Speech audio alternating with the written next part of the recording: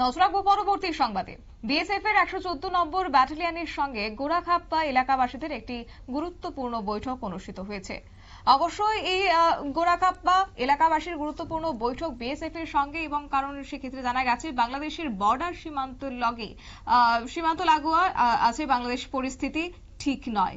ভারতের জায়গায় বর্ডার সীমান্ত ওই পারে আছে এবং ভারতের মানুষ সেই জায়গা দিয়ে বিভিন্ন ভাবে ফসল করছে। তবে এই বিষয়কে কেন্দ্র করে এলাকাবাসী বৈঠক করেছেন বিএসএফ এর আধিকারিকদের সঙ্গে।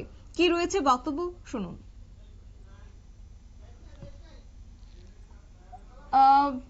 কার্যত সীমান্ত এলাকা দিয়ে একদিকে বাংলাদেশের যেভাবে পরিস্থিতি, এতে করে বিভিন্ন সমস্যা সমাধানের লক্ষ্যে এবার বিএসএফ এর সঙ্গে স্থানীয়দের বৈঠক অনুষ্ঠিত হয়েছে।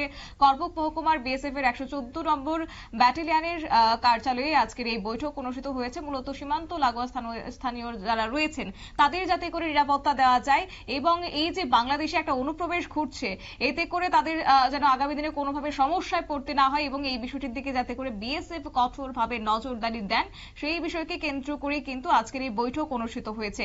এবং বৈঠক করেছেন, কার্যত সেখানে উপস্থিত ছিলেন জিএ কে শর্মা, সঙ্গে ছিলেন ডিআইজি অনিল শর্মা সহ বিএসএফ এর অন্যান্য আধিকারিকরা। নিয়ে নিচ্ছি ছোট্ট একটি বিজ্ঞাপন বিরতি, সঙ্গে থাকুন।